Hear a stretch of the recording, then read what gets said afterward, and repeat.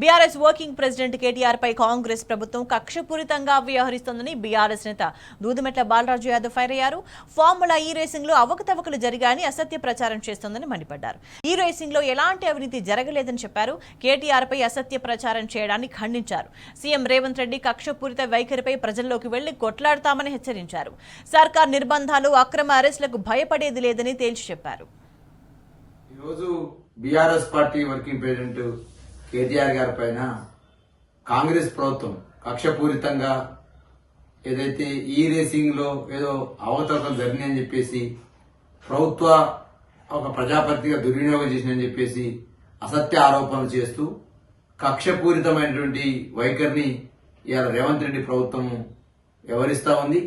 మరి గతంలో నేను కూడా కేసుకు వెళ్ళాను కాబట్టి అంటే ఆ రోజు 2015లో ప్రభుత్వాన్ని అస్థిరపరచడం కోసం అదేవిధంగా ఒక ఎమ్మెల్సీకి 50 లక్షల రూపాయలు ఇస్తూ దొరికిపోయి కేసుకు పోయినాము కాబట్టి జైలుకు పోయినాను కాబట్టి కేటీఆర్ కూడా జైలుకు పంపాలనే ఒక కక్షపూరిత వైఖరితోటి అనేక రోజులుగా సుమారు సంవత్సరంగా అనేక అంశాలని ముందు తెర మీద తీసుకొస్తూ ఒకవైపు ఏమో ధరణిలో కుంభకోణం జరిగిందంటూ అదేవిధంగా విద్యుత్ ఒప్పందాల్లో కుంభకోణం జరిగిందంటూ అదేవిధంగా కాళేశ్వరంలో కుంభకోణం జరిగిందంటూ ఫోన్ ట్యాపింగ్ లో జరిగిందంటూ అదేవిధంగా డ్రగ్స్ కేసులో ఉందంటూ అనేక రకాల అసత్య ఆరోపణలు చేస్తూ ఎక్కడ కూడా ఏం దొరకకున్నా కూడా కేటీఆర్ గారి అరెస్టు, రేపు అరెస్టు, మాప్ అరెస్ట్ అని చెప్పేసి పత్రికలలో, సోషల్ మీడియాలో అదేవిధంగా పేపర్లలో హెడ్డింగ్ల కోసం, టీవీలలో బ్రేకింగ్ల కోసం రేవంత్ రెడ్డి గారి సర్కారు ప్రయత్నం చేసింది.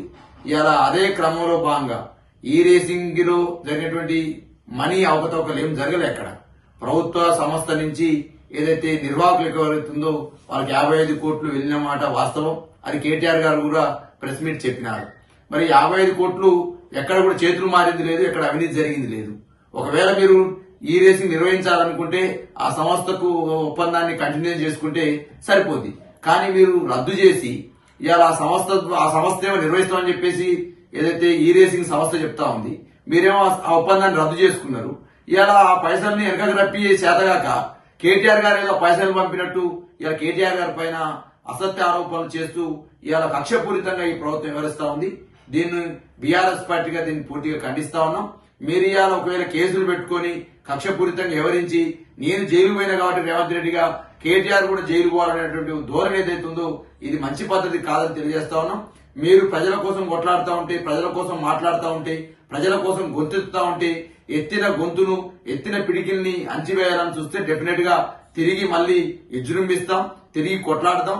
న్యాయస్థానం ప్రకారం మేము కొట్లాడతాం. ఖచ్చితంగా ప్రజల్లో మేము కొట్లాడతాం.